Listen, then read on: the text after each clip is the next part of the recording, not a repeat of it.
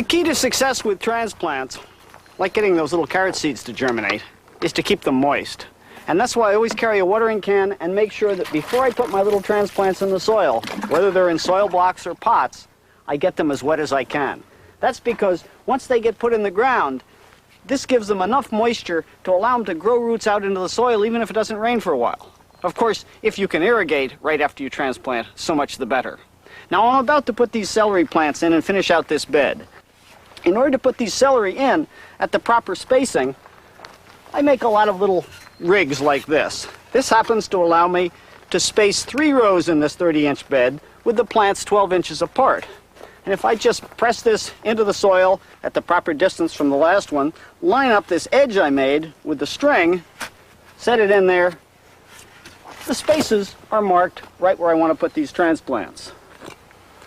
I have a wonderful little tool here.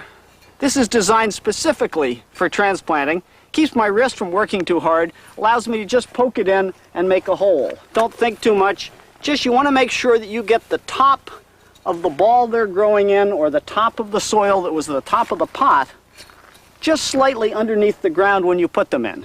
If they have any long dangling roots, well, it's a good idea to dangle those roots down into the hole. No sense in having their roots, which want to feed in the soil, sticking in the air up above.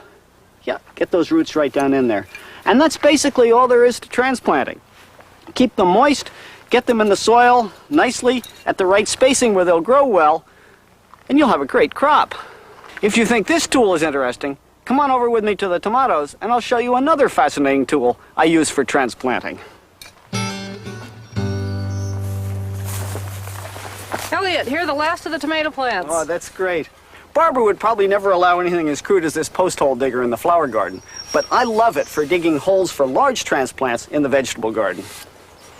Eliot's experience as a commercial vegetable grower has taught him that the bigger the pot you put your transplants in, the bigger, better plants you'll get. And if you have a big plant, you need a big hole, and that's what the post hole digger does so well. Let's put those in. There you go. Now, I'm putting these in a 30-inch bed at 2 feet apart, and that's because these are determinate plants. By determinate, I mean they're small plants as opposed to the indeterminate plants, which are the staking tomatoes. These will grow to a certain size, stop, and make fruit, and this is all the space they need.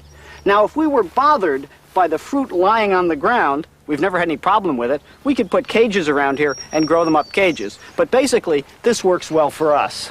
Now, like most gardeners, we like to push the season a little bit. So we've got this floating row cover sitting here ready. It's a lightweight spun-bonded fabric that we can just gently put over the plants in case there's a danger of frost. It isn't much, but it provides just that small degree of protection that makes the difference between freezing and being safe under there. And if we've gone to the trouble to grow such nice tomato plants, we want to make sure they survive and give us all the fruit possible. You mean tomato plants? Tomato. Somehow we managed to share this garden. This little salad garden is a great demonstration of the ideas of garden layout and sowing. In fact, it looks so good I want to bend down and graze. It's in a 30-inch wide bed, which makes it easy for me to work around. I have a 12-inch path here to stand in. And then it's laid out well with regard to the sun. Sun's coming in from here, so the carrots, the little shorter crop, aren't going to shield the radishes until they're picked, and there won't be any shade from then onto the beets after they are picked.